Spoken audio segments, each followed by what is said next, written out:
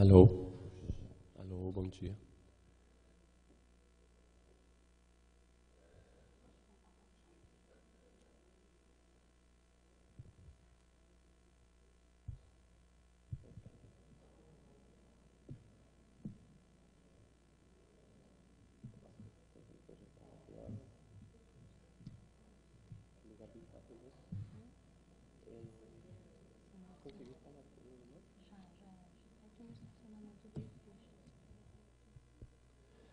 Bom dia, a gente vai começando devagar, enquanto o resto das pessoas chegam, que esperamos que cheguem. Queria só confirmar se a tradução já está, ok? E transmissão já está sendo, perfeito. Tu quer começar? Rapidinho. Bom dia, nós então vamos iniciar. Nós vamos então iniciar o Seminário Internacional Gênero e Territórios de Fronteira. Bem, o evento de hoje marca o encerramento de uma sucessão de atividades realizadas durante essa semana, mas também durante todo o primeiro semestre de 2017, vinculado a um projeto Jovem Pesquisador FAPESP. Então, eu agradeço a presença de todas, de todos, e convido, então, para a composição da mesa e abertura do evento, a professora Regina Facchini, do Núcleo de Estudos de Gênero PAGU, a quem nós agradecemos todo o apoio e o desenvolvimento dessa atividade. Bom dia, Regina, obrigada. E passar a palavra, então, de imediato. Na sequência, eu posso chamar os demais membros da mesa? Ok, então passar a Regina e, na sequência, ao José Miguel, que coordena o evento e o projeto que o deu origem. Que seja um dia produtivo, divertido e de muitas trocas para todas. Queria reforçar, um segundo antes da falar, Regina. Esse é um evento financiado pela FAPESP, como parte de um auxílio jovem pesquisador de um projeto chamado Gênero em Territórios de Fronteira e Transfronteiriços na Amazônia Brasileira, cujo centro institucional é o Núcleo de Estudos de Gênero PAGU, da Unicamp. E esse seminário que está acontecendo hoje encerra 3 dias de seminário internacional, são vários encerramentos. Encerra esses 3 dias, encerra uma sequência de seminários, um seminário permanente que a gente realizou durante o primeiro semestre de 2017, em que realizou 5 seminários, uma vez por mês, abordando essa intersecção entre gênero e territórios de fronteira desde diversas perspectivas. Eu vou falar sobre isso mais adiante, mas queria localizar. E é também o encerramento do projeto, né? Que termina agora em outubro. Então, quero agradecer, antes que nada, a Regina, que é a coordenadora do núcleo, pela presença e por estar aqui abrindo e nos acompanhando nesse encerramento. Bom dia a todas as pessoas. Eu queria agradecer ao José Miguel Oliva pela organização dessa atividade. Essa atividade é fruto, como o José Miguel já disse, de uma Bolsa Jovem Pesquisador, né, que o José Miguel solicitou à FAPESP, então já agradeço à FAPESP também, né, para que a gente tivesse uma linha de pesquisa relacionada às questões de fronteira no PAGU. Né. Então, trata-se do desenvolvimento de uma linha de pesquisa, o que implica o desenvolvimento de estudos, mas também o desenvolvimento de relações, né? A partir do lugar de coordenadora do PAGU, eu só posso agradecer ao José Miguel pelo trabalho realizado ao longo desse projeto, né? É um trabalho bastante importante, né? Dado que o tema do projeto e o tema desse seminário que o encerra, né, Gênero em Territórios de Fronteira e Transfronteiriços na Amazônia Brasileira, gerou reflexões para além da Amazônia, né, gerou produção de pesquisa no âmbito da Amazônia brasileira, mas também em relações com pesquisadores no âmbito da América Latina e no âmbito de países que nem sequer estão aqui próximos à Amazônia e à América Latina, né? E é absolutamente fundamental, né, que gênero, que já é hoje, e já pode ser considerado hoje como um conceito transfronteiriço também, né, porque a partir do momento em que ele passou a ser uma categoria para pensar a diferença e a produção de desigualdades em toda a sua complexidade,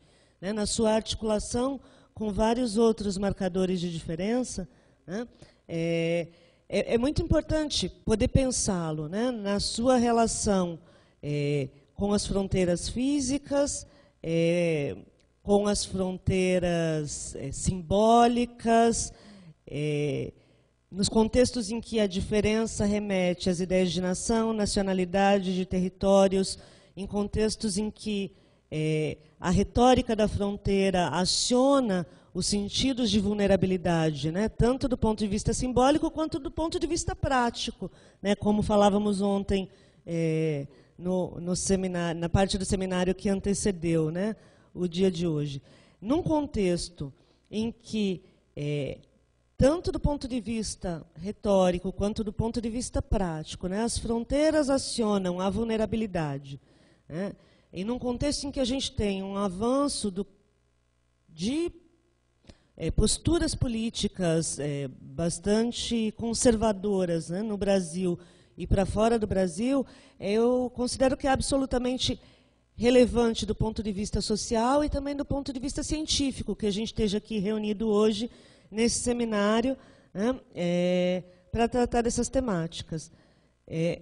Antes de desejar um bom dia de trabalho, eu queria agradecer muito as parcerias e as relações estabelecidas e tecidas, né, ao longo desse projeto. Então, queria agradecer nominalmente, né, ao Núcleo de Estudos de Antropologia Urbana da USP, ao Núcleo de Estudos Néstor Perlonger, ao Observatório de Violência e Gênero na Amazônia, ao Ilhargas, ao Liminar da Unifesp, e também aos apoios institucionais aqui no interior da Unicamp, né? Então a Unicamp, a Coordenadoria de Centros e Núcleos, onde o PAGU está inserido, e a Secretaria de Eventos do Instituto de Filosofia e Ciências Humanas, que apoiou, né, a partir dos recursos da FAPESP e do trabalho do José Miguel, né, e que agregou também a professora Flávia da UFAM, né, que se tornou uma parceira bastante próxima na trajetória da construção desse projeto e dos seminários, né. Agradecer, então, a possibilidade de estarmos aqui reunidos e tratando de uma temática tão relevante. E quero desejar, em nome, então, do PAGU e de todas as pesquisadoras do Núcleo, um ótimo dia de trabalho, né, um dia muito produtivo de trabalho, de reflexão, para todo mundo que está aqui e que está online acompanhando. Bom, Regina, muito obrigado. Obrigada, Regina. Então,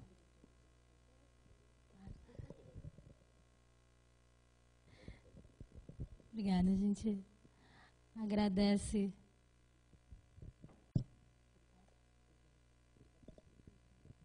Então, eu passo a palavra, então, para o José Miguel, coordenador, com quem que divide comigo, ou com quem eu divido a coordenação do seminário, mas, sobretudo, agora para compartilhar conosco a experiência que foi o projeto Gênero em Territórios de Fronteira e Transfronteiriços, na Amazônia Brasileira. José Miguel, então, tem 30 minutos para a sua exposição, e, na sequência, a gente compõe a primeira mesa dessa manhã. Obrigada.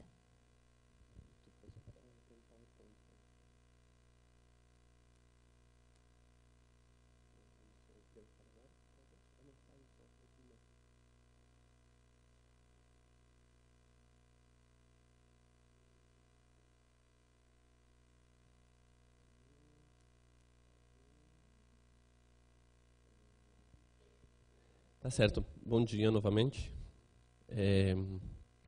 Agradeço a Regina pelas palavras e pela presença novamente.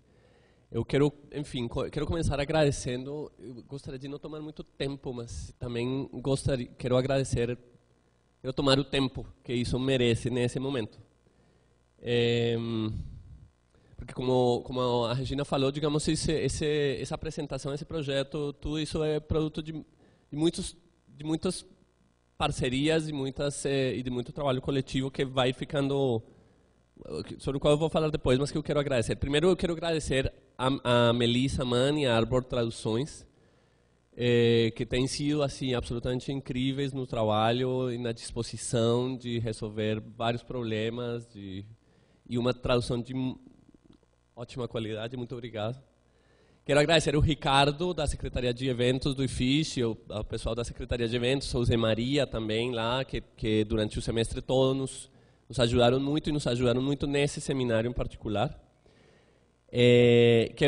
Queria apresentar, mas eu não sei onde eles estão, porque está todo mundo fazendo coisas, a Luísa Terassi, que está aí, o Mário, que está do lado, a Tuane, Victor, que foram bolsistas do projeto, e que se mantiveram engajados até hoje e que têm sido absolutamente fundamentais na organização desses seminários também. Então, mais uma vez, quero agradecer a eles. Quero agradecer a Flávia, que é parceira há muito tempo nessas coisas e que encarou a organização desse seminário internacional e dos permanentes também. A Laís Torres, Evelyn de Lima e Elton de Oliveira, que são bolsistas no PAGU, que estão nos ajudando também nessa organização. Quero agradecer a Silvana Nascimento, que está aí, da USP, o Lindomar Albuquerque, da UFSCar, e o Fábio Candotti, da UFAM, que está chegando. E o Guilherme Passamani, que está, espero, lá atrás da câmera.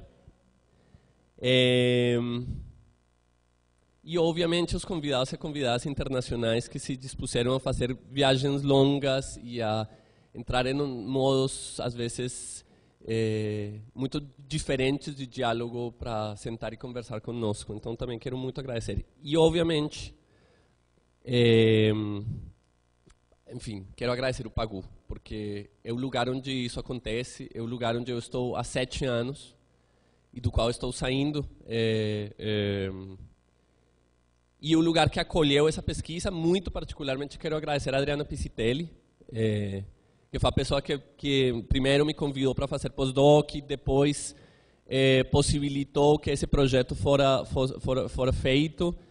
A Yara Belelli, Regina e Carla, que durante esses anos têm sido absolutamente importantes para o desenvolvimento dos projetos e do conhecimento.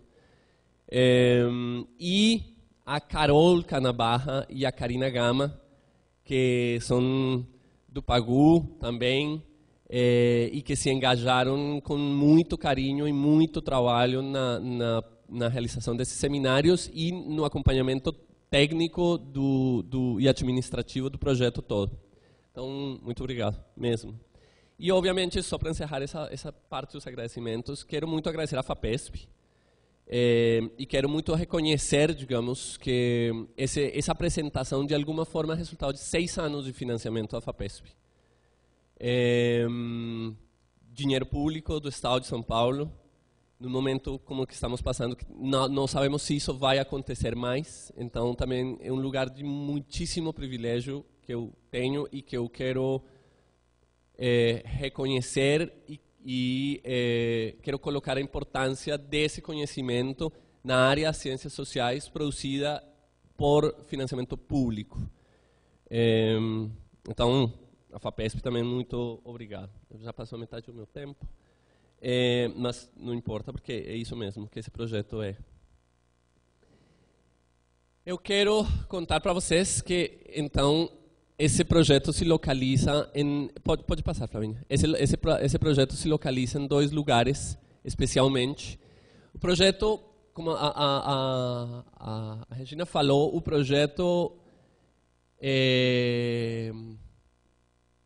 A linha de financiamento Jovem Pesquisador da FAPESP tem um objetivo que é o seguinte: ou favorecer a emergência de centros de pesquisa, favorecer centros de pesquisa emergentes, ou favorecer a criação de linhas novas em centros de pesquisa consolidados. Esse segundo é o nosso caso. E esse projeto visava a criação ou o favorecimento à criação de uma linha de pesquisa nova dentro do PAGU. Então é um projeto assim, não é um projeto de pós-doc individual, certo? Não é apenas um projeto de pesquisa individual, mas também não é um projeto de desenvolvimento institucional estrito sensu. É uma espécie de mistura entre essas duas coisas. Esse é o objetivo como está formulado no projeto. Então tem como objetivos gerais, primeiro, compreender como o gênero marca as maneiras através das quais as pessoas se relacionam com o Estado em 3 processos diferentes de produção de territórios fronteiriços, que eram na formulação do projeto São Gabriel da Cachoeira, Itabatinga, no estado de Amazonas, e Altamira, no estado do Pará. E B, compreender as maneiras como o Estado, na sua própria gestão e na administração da fronteira, produz e articula o gênero em ditos territórios. Isso teve muitas elaborações no percurso do projeto, mas o que eu quero dizer é o seguinte.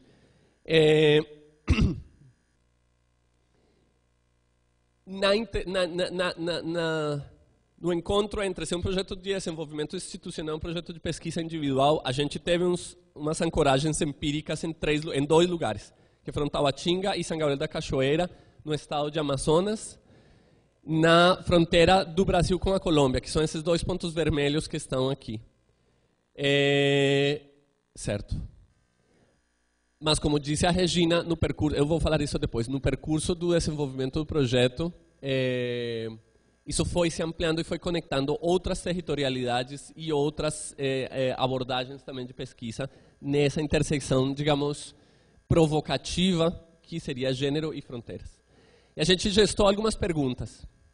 O que acontece com um lugar quando, sobre ele ou contra ele, se enuncia a fronteira? E o que as pessoas fazem com a fronteira quando isso acontece? Com as pessoas que moram ali, que habitam ali, que produzem isso. Trata-se de jogar, então, com a eficácia destas oposições, né? Fronteira, centro, Estado, não Estado, habitantes, forasteiros, etc. Que são ficções gramaticais, e que tem mas que tem uma eficácia, digamos, conceitual e mitológica, de alguma forma. Estrutural, digamos. O que acontece com o gênero no processo social e político de produção desses lugares, o que pode implicar, e aqui é uma pergunta que para a gente é chave no projeto, o que pode implicar pensar as fronteiras como agenciamentos de gênero. Como é que a gente pensa determinadas territorialidades como agenciamentos de gênero, e não apenas como produtoras de certas relações de gênero, ou não apenas como tendo efeitos nas relações de gênero entre as pessoas, mas elas próprias como agenciamentos de gênero. Outra, como o gênero enquanto categoria, enquanto campo de estudos, certo? Pode contribuir ao conhecimento que temos desses lugares enunciados como fronteiras. É uma pergunta que vai no sentido dos campos de estudos de gênero para os estudos de fronteiras, por exemplo, ou de territorialidades e tal. Como é que o gênero pode nos ajudar a criar novo conhecimento sobre esses lugares? E como é que a relação... E aqui é uma pergunta talvez mais para o campo de estudos de gênero, que eu vou retomar depois. E como é que a relação etnográfica em estes lugares e o diálogo epistêmico com eles pode contribuir nos estudos de gênero e afins? Ou seja, seguindo uma lógica de multiplicidade de saberes e de relações de poder, bem como de geopolíticas do conhecimento, o que acontece com gênero, se visto desde olhares periféricos, ou desde a Amazônia, ou desde o sertão pernambucano, enfim. Como se produz e como se performatiza o gênero nesses lugares e através da própria enunciação e produção política deles, como se produz conhecimento sobre esses lugares e desde esses lugares, e que conhecimentos são esses. Isso tem uma pergunta implícita para a gente, e quando falo a gente fala Unicamp, o PAGU, etc. E é como que condições a gente tem de tecer diálogos simétricos de produção de conhecimento com lugares que imaginamos como fronteiras, ou como margens, ou como periferias. Isso é uma pergunta, evidentemente, que tem a ver com uma discussão sobre feminismos pós-coloniais, feminismo descolonial, etc. Aí tem algumas questões sobre fronteira. digamos, algumas conceitualizações ou recortes de como entendemos fronteira como temos entendido fronteira nesse projeto. Então, eu vou inverter um pouco a reação dessa primeira parte, mas enfim. O primeiro recorte que a gente fez no projeto foi: fronteira é um território, para a gente, no projeto. Isso é uma coisa muito, vou enunciar rapidamente. A fronteira tem uma polissemia muito grande. E quando a gente, por exemplo, no trabalho dos bolsistas, fizeram buscas sobre gênero e fronteira, ou sexualidade e fronteira, ou tal, a fronteira aparecia das mais diversas formas possíveis. Então a gente entendeu que tinha uma polissemia ali muito grande, que tínhamos que controlar, o controle metafórico, o controle semântico da palavra de fronteira, para dar viabilidade dentro do projeto e para que não fosse qualquer coisa dentro do projeto. E a gente fez um primeiro controle que era um controle territorial émico, ou seja, a gente chama fronteiras esses territórios que massivamente são chamados de fronteiras. Massivamente pela literatura, massivamente pela política pública, massivamente pelas pessoas que ali habitam, etc. A gente entende desde uma perspectiva antropológica. Eu sou antropólogo, o projeto está inscrito na linha de antropologia, tanto do núcleo quanto da FAPESP. Fronteira como relação. Eu não vou entrar agora nisso porque não tem tempo. Fronteira como enunciação, e aí passo para o seguinte ponto que está aí, que é a partir de uma ideia de uma antropóloga colombiana que se chama Margarita Sergi. Que ela tem um livro chamado El Revés de la Nación, em que pensa a fronteira como um mito-conceito, e aí ela vai elaborar, digamos, como se pensa esse mito-conceitualmente, essas ideias de territórios selvagens e sem ninguém, etc. Isso tem vários correlatos na literatura brasileira também. Então, mas o que eu quero dizer muitas vezes a fronteira é antes uma enunciação do que uma materialidade. E nesse jogo entre enunciações e materialidades é o campo que nos interessa pesquisar, digamos. Os territórios de fronteira transfronteiriços em múltiplos planos. Então a ideia de transfronteiriço é uma ideia central no projeto também. Desde a fronteira de expansão até a fronteira internacional, passando por margem, periferia, desde sua dimensão mitoconceitual até sua dimensão mais cotidiana, afetiva, performativa e carnal. Os processos de fronteirização sul-americanos contemporâneos têm diferenças e relevâncias particulares no marco dos estudos de gênero global, dos estudos globais e continentais de fronteiras. Autores como Alejandro Grimson, argentino, e o Lindomar Albuquerque, no Brasil, têm levantado isso em diversas ocasiões. Como no marco dos estudos de fronteira globais, as fronteiras latino-americanas e as fronteiras brasileiras tem uma série de particularidades que não encontram necessariamente diálogo preciso na produção global, digamos, sobre fronteiras. Provavelmente Lindomar depois traga algo sobre isso. E aí tem umas hipóteses antropológicas sobre, e aqui estou citando a Adriana Viana, do Museu Nacional, sobre o tal do Estado, né? Governamentalidade, capilaridade e essa ideia dos atos performativos, pensando o Estado. Gênero. Para a gente, gênero é fundamental, vem de uma trajetória feminista, ou seja, uma categoria com peso político importante, mas que também tem uma série de teorizações que a gente, enfim, chama de afloramentos relacionais, né? Então, uma teoria mais relacional sobre o gênero, que vai ter outros capítulos, digamos, como os estudos queer, ou toda a dimensão queer, e no meu caso particular, e para a gente mais contemporaneamente, toda esta onda que vai se chamando de putafeminismos, que no meu caso particular, na verdade, é o que eu aprendi de gênero trabalhando com prostitutas.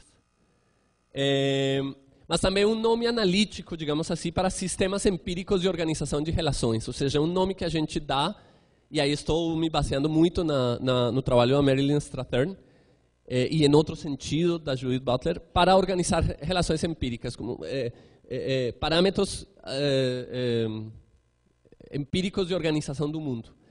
Mas também como um operador, que a Regina mencionou aqui, um operador de diferença e desigualdade, um multiplicador interseccional de perspectivas, né? Como a partir de gênero, interseccionado com raça, cor, com etnia, com procedência regional, com classe, com geração, as nossas perspectivas sobre o mundo se multiplicam, certo? E a gente vê como as perspectivas do mundo sobre si mesmo também se multiplicam. Campo de conhecimentos e referencial teórico, no qual a ideia de agência, e aqui é muito do aprendizado e da produção do PAGU também, é central, vinculado a estudos antropológicos, etnográficos, da sexualidade, dos afetos, do cotidiano, do fazer com o mundo, do Estado, do poder, violência, dinheiro, etc. Ok, pode ir. Pode ir. Vou passar muito rapidamente pela metodologia que esse projeto teve. A gente fez um levantamento bibliográfico permanente, mas que teve momentos e umas formas específicas com o trabalho dos 3 bolsistas, da Luísa, do Mário e da Tuane, que vai estar resultando numas levantamentos gráficos de bibliografia referente à Amazônia, gênero, fronteiras, que a gente vai disponibilizar depois no final do projeto. Um acompanhamento de notícias, documentos e políticas, que tem sido um trabalho coletivo de uma rede de pesquisa sobre o qual vou falar depois. Seminários, que são esses seminários que a gente tem realizado e que, para minha felicidade, a Caitlin quando chegou, me disse: vocês estão fazendo uma coisa muito pioneira. Né? Uma série de parcerias, que não posso me demorar agora nisso, e um trabalho etnográfico nesses 2 recortes empíricos que eu falei antes, certo? Tabatinga e São Gabriel da Cachoeira, na minha trajetória, principalmente com pessoas envolvidas no mercado do sexo, peruanos, brasileiros, colombianas, gays, trans, jovens, pessoas mais adultas, enfim, uma míriade ali de pessoas participantes do mercado do sexo, homens, etc. E em São Gabriel da Cachoeira, dando uma força muito grande ao trabalho com mulheres indígenas e com mulheres jovens indígenas, certo? E eu vou passar então também rapidinho por alguns resultados que que mais me interessa colocar aqui nesse espaço. A gente organizei assim, só por facilidade, digamos, como 3 blocos de... Pode dar aí. O primeiro é ser condições do projeto, digamos. Ou seja, eu estou pensando o seguinte, e um pouco aqui em diálogo também com a Regina.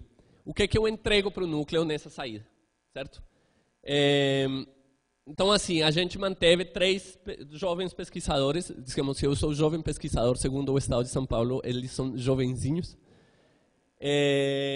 Muito vinculados ao projeto, muito engajados com as questões da temática, formulando questões próprias. No caso da Tuane, por exemplo, formulando questões próprias sobre as meninas em São Gabriel e o medo de acessar a cidade. No caso da Luísa, com umas formulações muito importantes sobre política científica e as universidades, digamos, a partir do Reúne.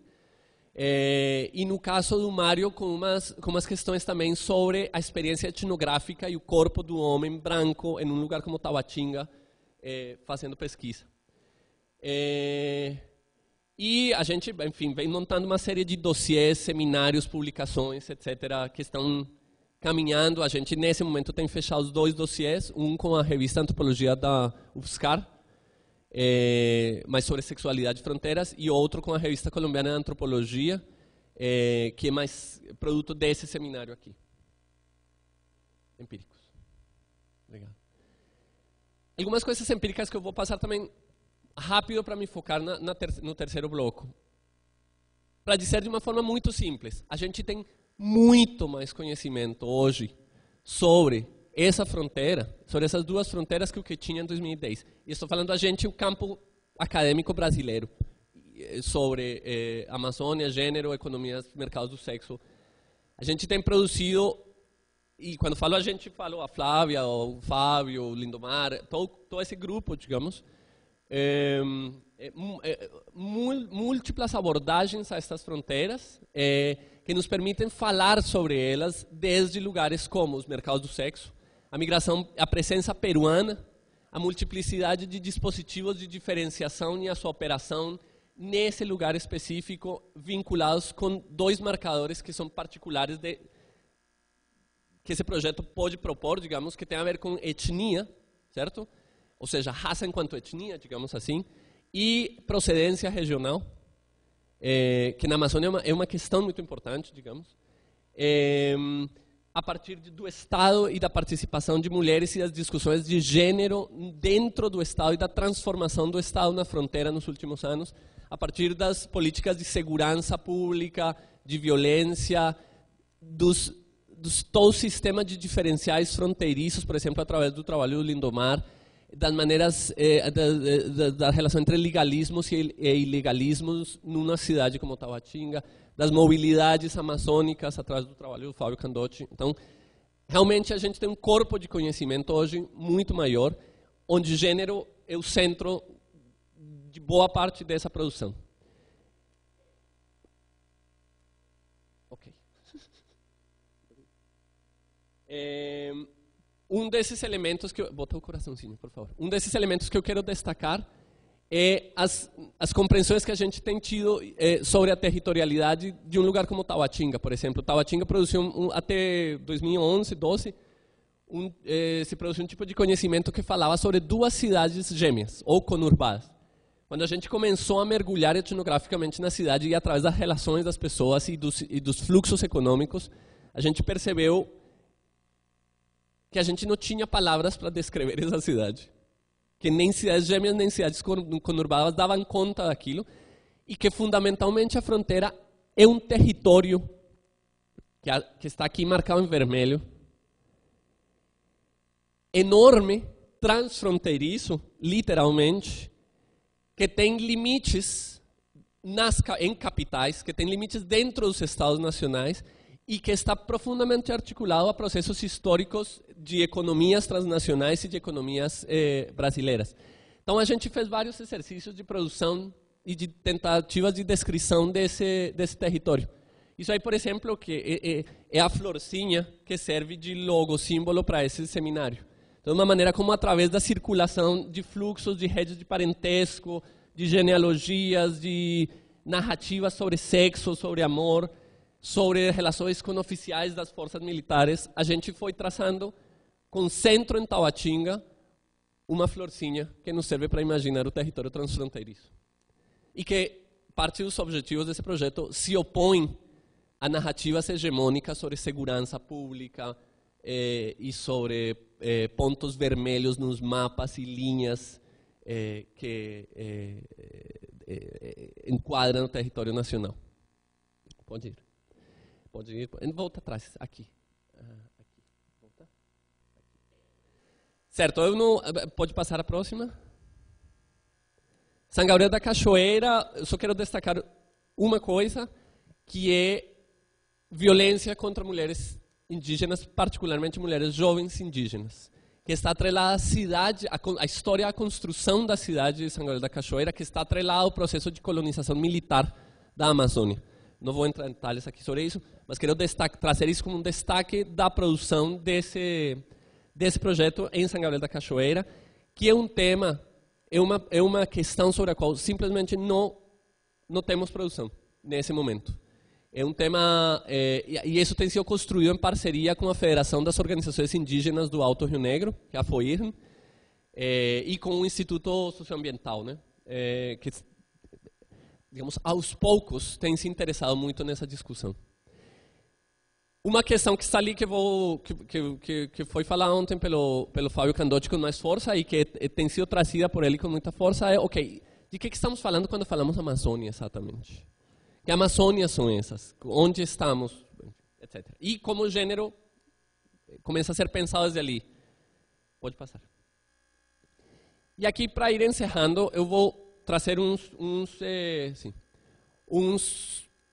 alguns poucos apontamentos desses resultados, já não necessariamente empíricos sobre os lugares, mas da articulação gênero e fronteiras, pensando que isso pode virar uma linha de pesquisa que é transversal a várias coisas. Eu não mostrei as redes, né? Eu vou mostrar isso no final. Primeiro, a partir dos levantamentos e os seminários e diálogos, a gente evidencia que não tem, e não teria por que ter, mas não tem um campo ou uma área construída de conhecimento entre gênero e fronteiras no Brasil. Certo? tem alguns trabalhos que estudam mulheres em situações de fronteira, particularmente mulheres em situações de fronteira, mas uma reflexão que cruza gênero e fronteiras como um campo de conhecimento a gente não tem. E aqui vou ler esse segundo ponto para não me perder. Nesse sentido, esse projeto aponta para a importância dos estudos de gênero prestarem, para a gente prestar mais atenção às alteridades étnico-raciais e geográficas, não apenas no sentido de serem marcadores de diferença, mas como agentes de produção de conhecimento com os quais é preciso se vincular simetricamente, certo? Isso na tradição das críticas dos feminismos negros, dos feminismos pós-coloniais. Não estou fazendo uma crítica nova, mas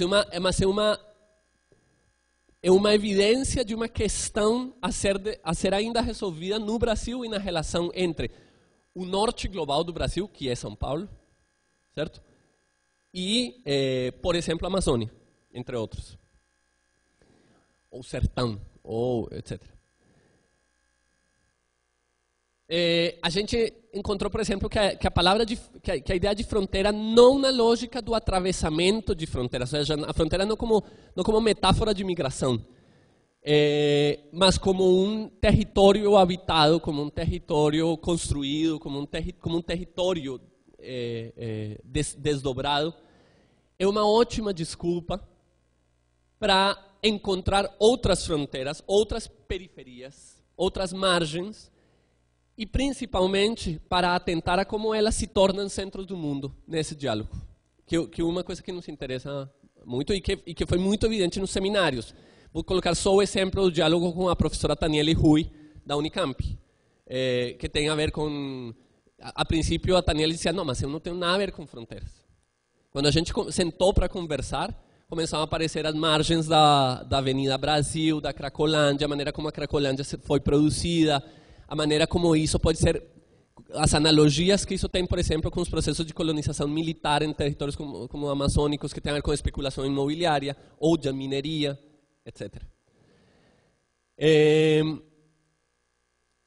A gente chama atenção sobre uma multiplicidade social não polissêmica, não estamos falando de uma polissemia, mas uma multiplicidade social de fronteiras. Ou seja, na retórica, em muitas retóricas de Estado e da mídia, por exemplo, a fronteira se transformou, as fronteiras internacionais, por exemplo, se transformaram numa categoria explicativa automática. As coisas acontecem porque é uma fronteira, certo? E a gente que tem trabalhado muito em tráfico de pessoas, por exemplo, encontra que no material de política pública a fronteira é um argumento para fortalecer ações de segurança pública, porque tem muito tráfico de pessoas, porque é uma fronteira.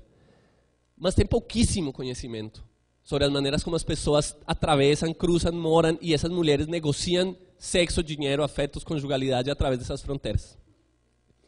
Então, a gente chama atenção sobre como, por exemplo, entre Tabatinga e São Gabriel da Cachoeira, que são duas fronteiras amazônicas, no estado de Amazonas com a Colômbia, tem diferenças profundas, abismais, que faz com que certas coisas sejam realmente incomparáveis.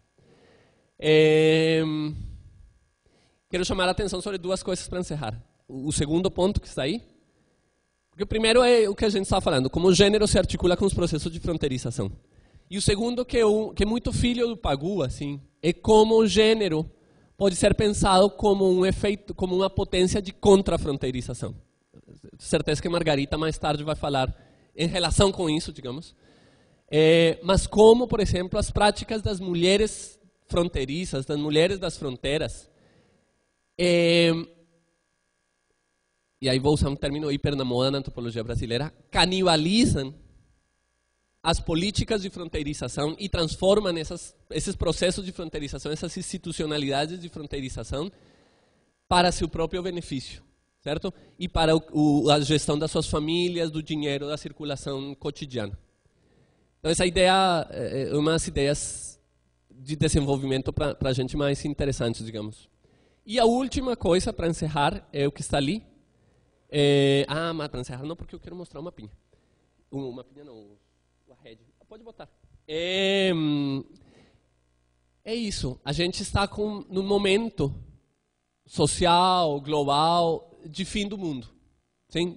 De narrativas de fim do mundo, e onde, para muitas populações no Brasil, particularmente, o fim do mundo não é uma retórica nem uma metáfora. Se a gente pensa na periferia do Rio de Janeiro, para colocar qualquer exemplo, ou nas terras indígenas do noroeste amazônico, a perspectiva de curto prazo é literalmente o fim. É literalmente a morte, certo? É literalmente a perda crescente de direitos, de território, da vida, do respeito mínimo pela vida, etc. e tal. Então a gente acha que é muito importante para o Pagu começar a pensar o gênero desde a perspectiva do fim do mundo. A gente não sabe exatamente isso que significa ainda, mas achamos que é uma coisa importante de começar a ser pensar. Para encerrar, eu quero só, como forma de agradecimento também, mostrar isso. Esse é um mapa de relações, que é um produto do Pagu, do projeto para o Pagu. Eu não vou explicar tudo, porque não tem tempo, mas é simplesmente, aqui está o núcleo, ao redor está a Unicamp, particularmente o Instituto de Filosofia e Ciências Humanas, e estas são universidades e centros de pesquisa parceiros com que a gente construiu diversas relações, tanto no âmbito nacional, como no âmbito internacional, por exemplo, com o Instituto Colombiano de Antropologia e História da Colômbia, com a Universidade Complutense de Madrid, etc. E relações que estão em processo de fortalecimento com as pessoas que vocês vão ouvir no percurso do dia de hoje. Então, aqui estão as três, né, o UFSCar, Unifesp, USP, etc. É uma rede de trabalho, de afetos e de trabalho árduo muito grande que a gente tem construído nos últimos 6 anos. Né? Quero encerrar aqui, agradecer mais uma vez a Flávia, e é isso. Muito obrigado e bom seminário para todos nós. Obrigada, Zé. Nós, então, seguimos para dar início à primeira das duas mesas que compõem o dia de hoje. E como José Miguel bem falou, toda a composição do dia de hoje tem a ver com essa rede que tem sido forjada a partir de diferentes experiências e andanças nas fronteiras e fora delas, né? Então, eu quero chamar... Onde está Lindomar Albuquerque? Chamar Lindomar Albuquerque, nosso parceiro desde 2012, primeira vez que nos encontramos em Benjamin Constant. Lindomar Albuquerque é professor da Unifesp e é coordenador do grupo de pesquisa Liminar, que também apoia a organização desse evento, e hoje vai contribuir mais uma vez conosco como debatedor. Tá? E eu só fico aqui para cumprir a tarefa do tempo.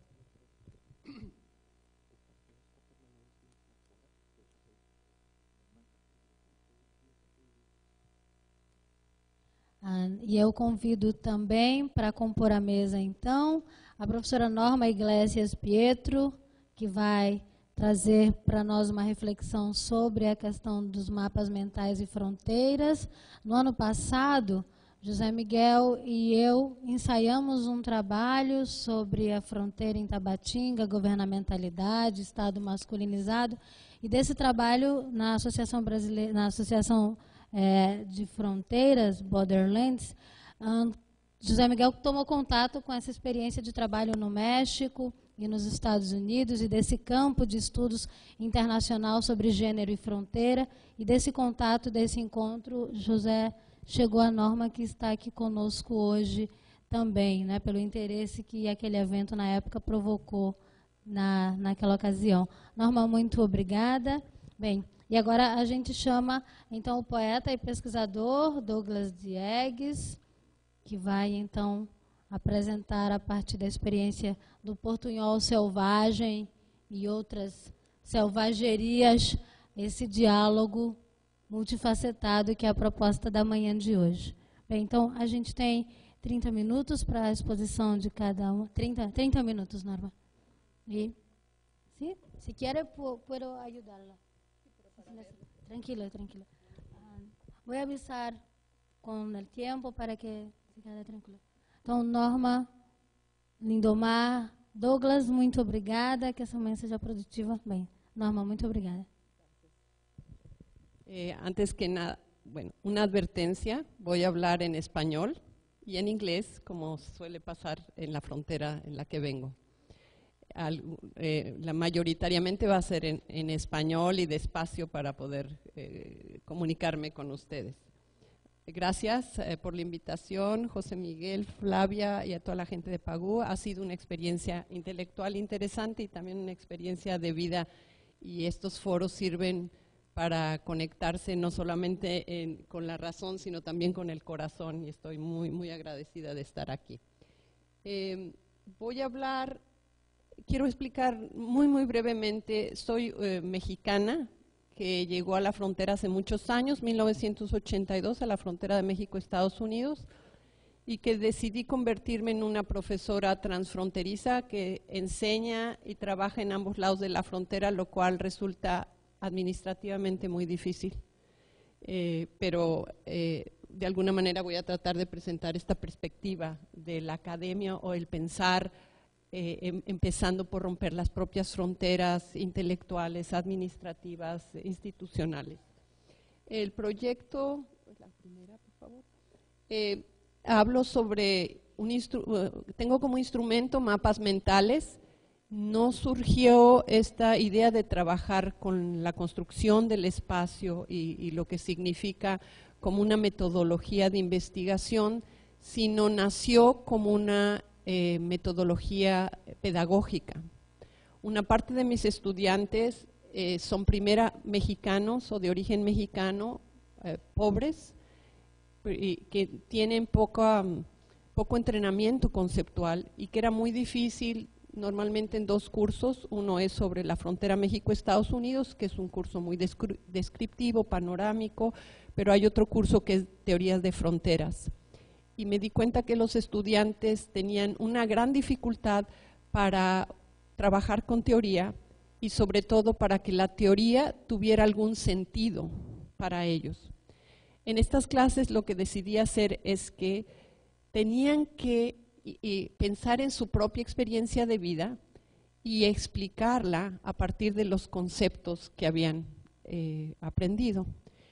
Me di cuenta que no solamente escribiendo ensayos sobre su vida y teorizándolos, sino que los mapas mentales eran un instrumento mucho más fácil, sobre todo porque no se necesitaba solamente la oralidad o la escritura, sino una forma muy fácil de que ellos se apropiaran de los conceptos y la teoría para explicar sus propios conflictos de vida.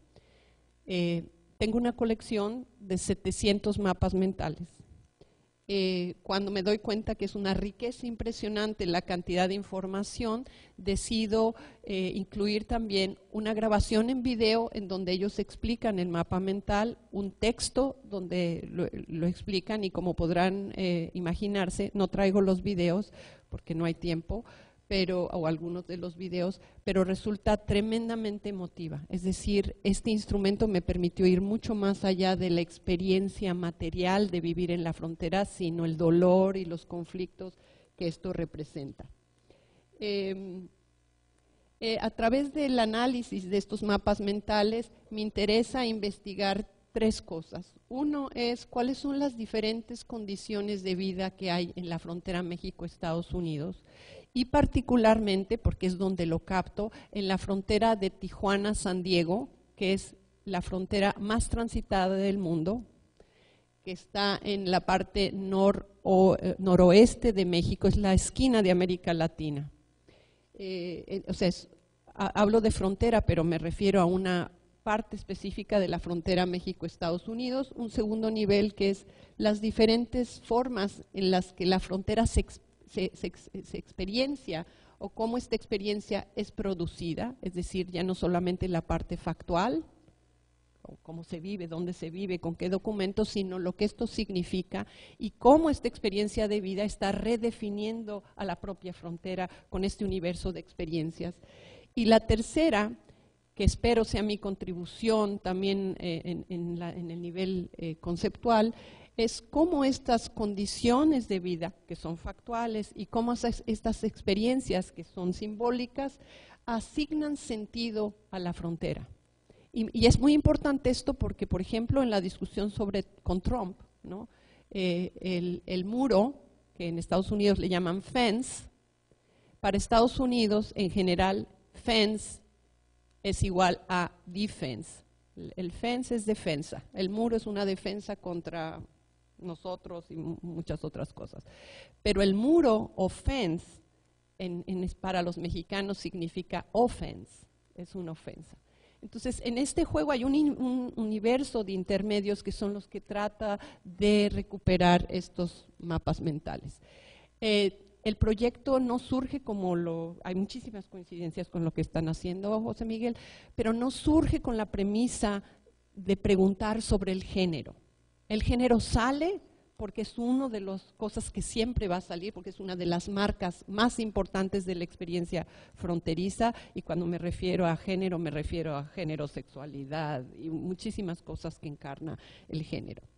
Y quisiera empezar con la presentación. Tiene 3 partes, espero tener tiempo para cubrirlas todas. La primera es una discusión teórica y metodológica muy básica, resumida. Me costó mucho trabajo porque estoy tratando de resumir 35 años de trabajo, mi propia trayectoria y la trayectoria de muchos colegas, particularmente del Colegio de la Frontera Norte.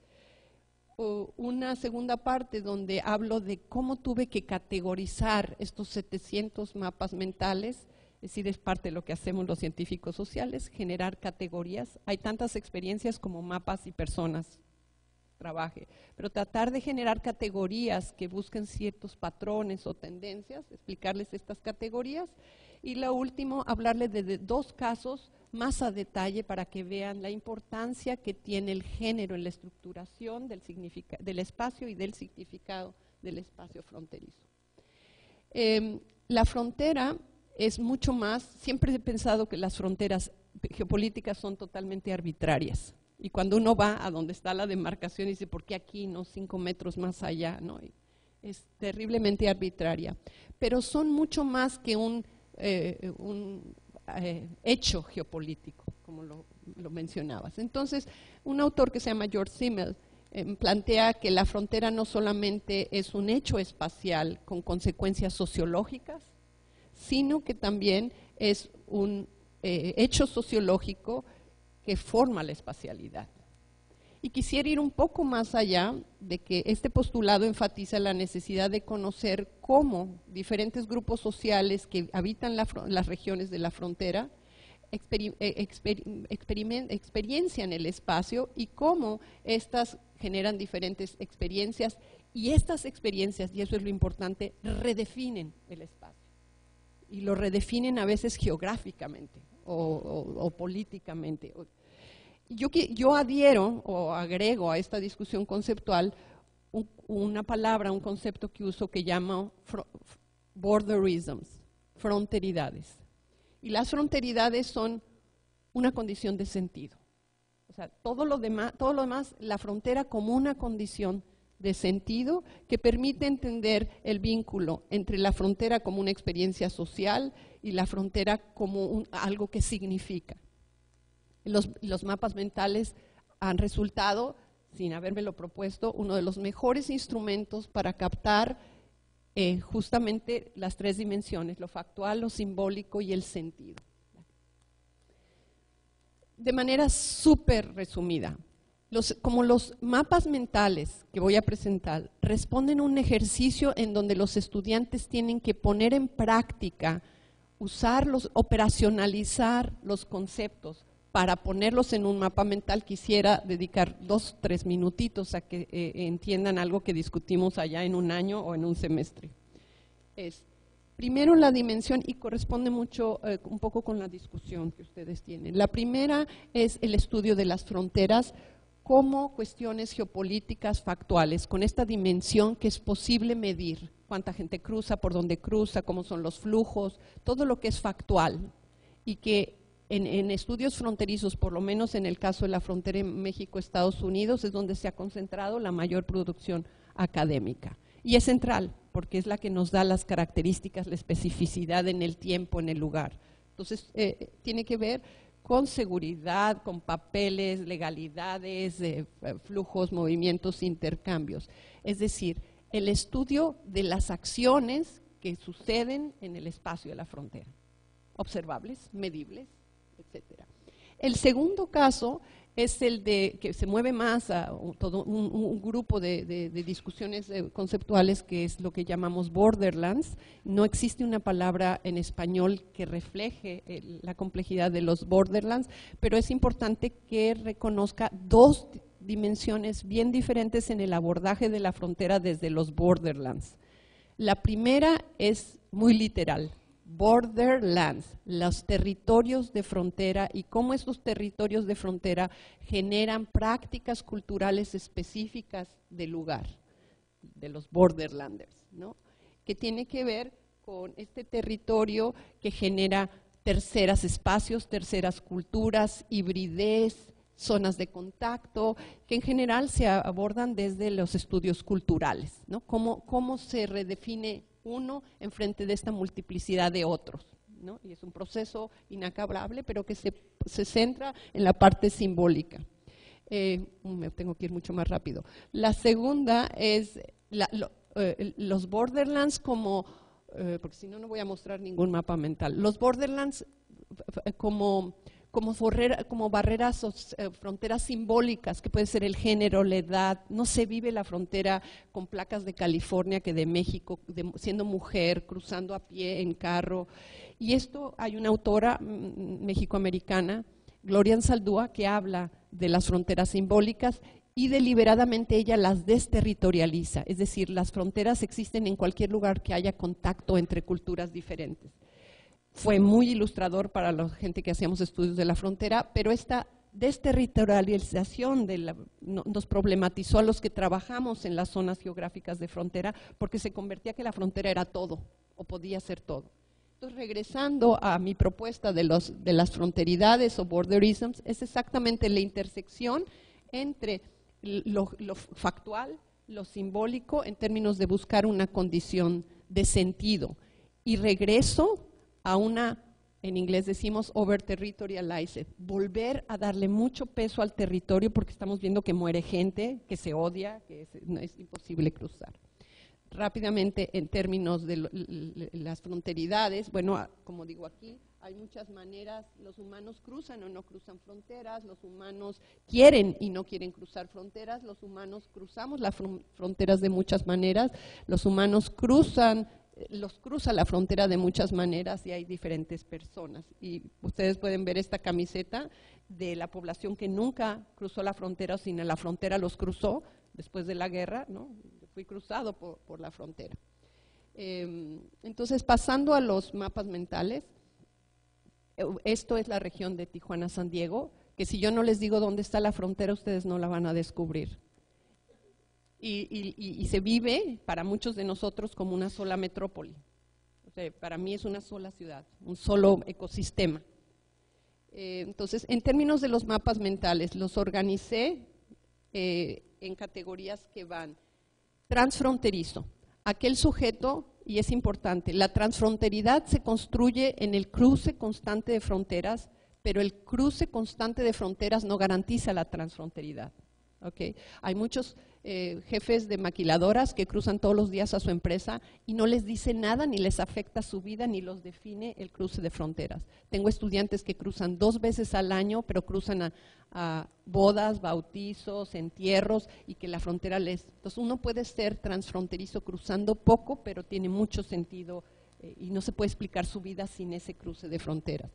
Y también no es lo mismo cruzar de norte a sur que de sur a norte, y en qué momento de tu vida te conviertes en transfronterizo. Nadie nace transfronterizo, se convierte uno en transfronterizo, así que son procesos. La segunda es el transnacional y diaspórico. El transnacional es ese que tiene el vínculo de 2 países, México, Estados Unidos, pero la frontera desaparece y generalmente se conecta con Michoacán o el centro del país y Jalisco o con ambos lados de la frontera, con ambos lados del país, de estos dos países, pero la frontera desaparece. El diaspórico, y estoy generando el concepto de diáspora, es mucho más complejo, pero es aquel que no puede cruzar, no tiene documentos para cruzar, entonces construye un México imaginado al que se accede por tecnología, de otras maneras. Después tenemos el fronterizo, que es aquel que sabe que su vida está estructurada a partir de la frontera, aunque no cruce. Tú no tienes que cruzar para estar afectado por la frontera. Por ejemplo, Tijuana es una economía dolarizada, o sea que uno vive la frontera y sabe lo que significa porque ves todo el día el muro, etcétera. Después están los no fronterizos. No fronterizos no quiere decir que no vivan en la frontera. Todos los mapas mentales fueron hechos por estudiantes universitarios de ambos lados de la frontera que viven en una ciudad fronteriza. Pero hay muchos de ellos, especialmente los estudiantes anglosajones blancos, que creen que la frontera está muy lejos y que su vida no tiene nada que ver con ese hecho geopolítico. Después tenemos los estudiantes globales y los mapas mentales en los que aparecen más de 2 países y cómo su identidad y sus rutas tienen que ver con esta circulación de por lo menos 3 países. Y después los mexicoamericanos, que son esta población que vive en Estados Unidos, que su identidad es una identidad más política y que hay un México imaginado con el que se tiene poca relación. Entonces, si pasamos a la que sigue, nada más, no va a haber tiempo, pero para que vayan viendo. Ok. Este es un mapa de un no fronterizo. Son algunos mapas de no fronterizos. Para el no fronterizo, la frontera, aunque está ahí, no existe, o no le afecta en su vida, o no le importa y no afecta nada en sus dinámicas cotidianas. Tenemos, por ejemplo, una alumna que ha vivido en 2 estados, 2 ciudades fronterizas, en Arizona y en California, y en su mapa mental, México no existe ni siquiera en la prensa, en nada.